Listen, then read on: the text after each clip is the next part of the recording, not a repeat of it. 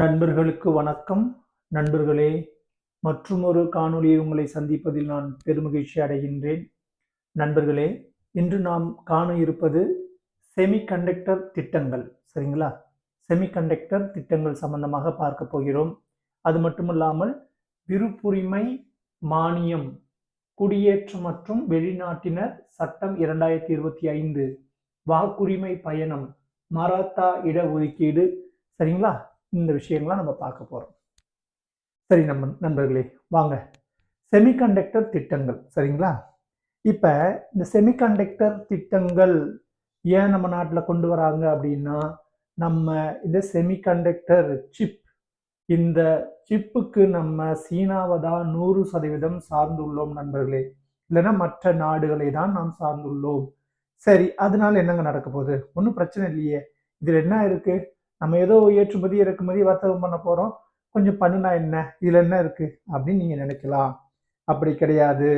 ஏன் அப்படி சொல்றான்னா, இப்போதைக்கு தற்போதைய ஒரு நிகழ்வுகளில் உலக சந்தையில் அதிகமான வர்த்தகம் நடைபெற்று கொண்டிருக்கக்கூடிய, அதிகமான வருமானத்தை நாட்டிற்கு கொடுக்கக்கூடிய ஒரு ஒரு விஷயம் அப்படின்னு சொன்னா அது செமிகண்டக்டர் தான்.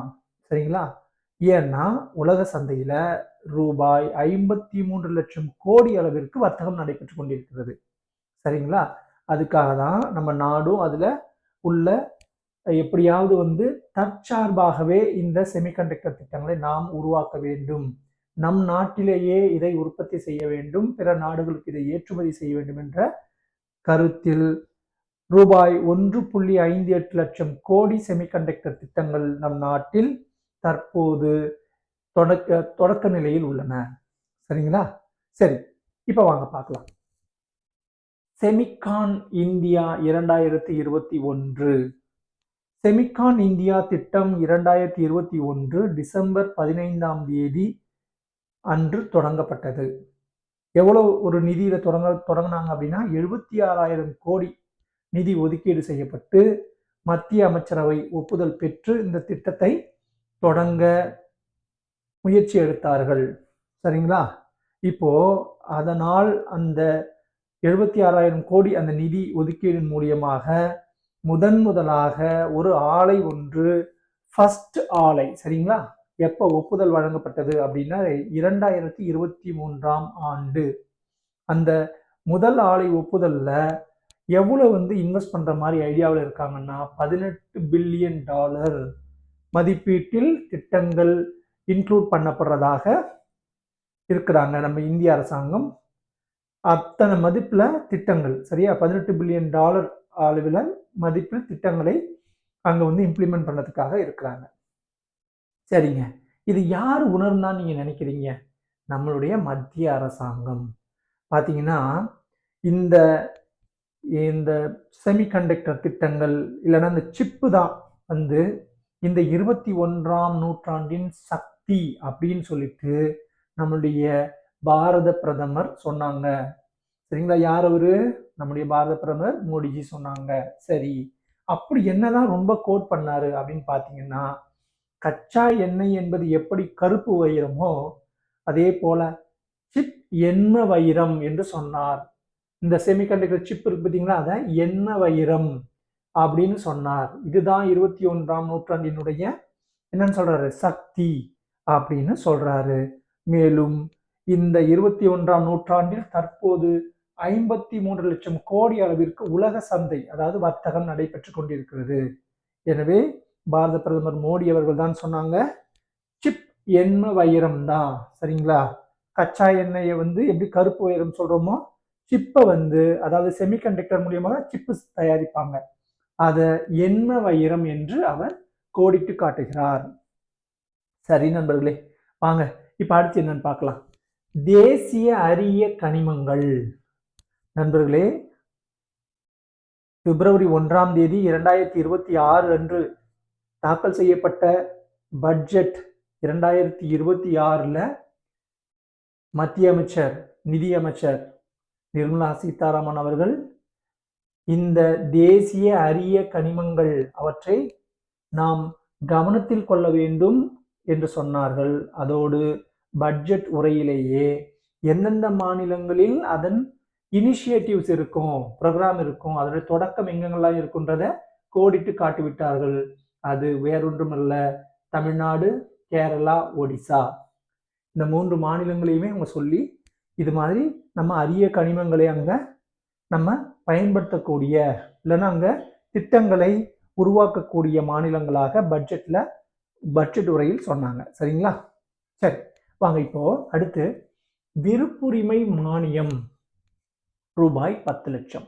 சரி, யாருக்குங்க இந்த விருப்புரிமை மானியம் ரூபாய் 10 லட்சம் அவைலபிலிட்டி உண்டு, யாருக்கு அது ஒதுக்கப்பட்டுள்ளது அப்படின்னா நம்மளுடைய கவர்னர்கள், ஸ்டேட்ல இருப்பாங்களா கவர்னர்ஸ், ஆளுநர்களுக்கு அந்த விருப்புரிமை மானியம் ரூபாய் 10 லட்சம் கொடுக்கப்படும். அதை அவர்கள் தொண்டுகளுக்காகவோ நலத்திட்டங்களுக்காகவோ இந்த விருப்புரிமை மானியம் ரூபாய் 10 லட்சத்தை பயன்படுத்தி கொள்ளலாம். சரி, அடுத்து வாங்க. குடியேற்றம் மற்றும் வெளிநாட்டினர் சட்டம் 2025. சரிங்களா? அது என்னங்கது அப்படின்னா குடியேற்றம் மற்றும் வெளிநாட்டினர் சட்டம் 2025ல பாஸ்போர்ட் அடுத்து விசா இது ரெண்டுமே நேபாளம், பூட்டான் நாடுகளுக்கு தேவையில்லை. ஆனால் இலங்கை தமிழர்களுக்கும் சீனா, பாகிஸ்தான், மக்கவ், ஹாங்காங் இவர்களுக்கு பாஸ்போர்ட் மற்றும் விசா கட்டாயம் என்று இந்த குடியேற்றம் மற்றும் வெளிநாட்டினர் சட்டம் 2025 தெரிவிக்கப்பட்டுள்ளது. சரிங்களா? ரைட். இப்போ பாருங்க, ஒரு அடுத்து பாருங்க, வாக்குரிமை பயணம். யார் இந்த வாக்குரிமை பயணத்தை தொடர்ந்தது, யார் அதை நிறைவு செய்தது அப்படின்னா நம் நாட்டின் எதிர்கட்சி தலைவர் ராகுல் காந்தி. அவர் எங்க இந்த வாக்குரிமை பயணத்தை மேற்கொண்டார் அப்படின்னா பீகார். சரிங்களா? பீகார்ல சட்டப்பேரவை தேர்தல் நடைபெறுவதற்கு முன்பாக அவர் அங்கு வாக்குரிமை பயணத்தை தொடங்கி நிறைவு செய்தார். சரி நண்பர்களே, அடுத்து வாங்க பார்க்கலாம். மராத்தா இடஒதுக்கீடு 10%. அதாவது மகாராஷ்டிரா மாநிலத்தில் இப்பொழுது யார் அந்த முதல்வராக இருக்கார் சொல்லுங்க பார்ப்போம்? தேவேந்திர பட்னாவிஸ். அங்க மராத்தா அப்படின்ற இனத்தவர்கள் ரொம்ப அதிகம். இங்க எப்படி தமிழ்நாட்டில் வன்னியர்கள் அப்படின்ற இனக்குழுக்கள் ரொம்ப அதிகமோ, சரிங்களா, எப்படி வடநாட்டில் எப்படி ஜாட் அவர்களுடைய இனக்குழுக்கள் அதிகமோ, அதுபோல இங்க மகாராஷ்டிராவில் மராத்தா அப்படின்றவங்க அந்த இனத்தை சேர்ந்தவர்கள் மிக அதிகம். ஸோ அவங்களுடைய இடஒதுக்கீடு கோரிக்கையை ஏற்று அந்த மாநில அரசு 10% என்ன பண்ணுச்சு, இடஒதுக்கீடை கொடுத்துள்ளது. சரிங்க, இந்த மராத்தா இடஒதுக்கீடுக்கு யார் இந்த போராட்டத்தை முன்னின்று நடத்தினாங்க அப்படின்னா மனோஜ் ராவ் சாஹிப் ஜராங்கே. நல்லா கவனிச்சுக்கோங்க, மனோஜ் ராவ் சாஹிப் ஜராங்கே அப்படின்றவர் தான் இந்த மராத்தா இடஒதுக்கீடு 10% பெற்றுத்தருவதற்கு முன்முயற்சி எடுத்தவர். சரிங்க நண்பர்களே, இந்த விஷயங்களை நீங்கள் குறிச்சுக்கோங்க. உங்களுடைய தொடர்ந்து இந்த காணொலியை கண்டுகொண்டே வாருங்கள். நானும் என்னால் முடிந்த அளவு ஒவ்வொரு அதாவது பாடத்திட்டம் என்பது பாலிட்டி சம்பந்தமா, சரிங்களா, அடுத்து பார்த்தீங்கன்னா மற்ற ஜியாகிரபி சம்பந்தமா, இல்லை நம்ம சொல்லியிருப்போம்ல எக்கனாமிக்ஸ் சம்பந்தமா, இந்த மாதிரி விஷயங்களை தானே இப்போ கரண்ட் அஃபேர்ஸ் கேட்குறாங்க டிஎன்பிசி எக்ஸாம்ஸில். அதுங்களை நம்ம என்ன பண்ணலாம், தொடர்ந்து கொடுத்து கொண்டே இருப்போம். நீங்கள் தேர்வுக்கு தயாராக ஆரம்பியுங்கள், குறித்து கொள்ளுங்கள். வெறும் அந்த வார்த்தைகள் மட்டும் பார்க்காதீங்க, அதனுடைய தொடர்ச்சி எல்லாம் இருக்கும் நம்மளுடைய காணொலியில். அதனால காதாலும் கேட்டு இவற்றை குறித்து கொண்டு நீங்கள் பயன்பெறுமாறு உங்களை மிகவும் அன்போடு கேட்டுக்கொள்கிறேன். நன்றி, வணக்கம்.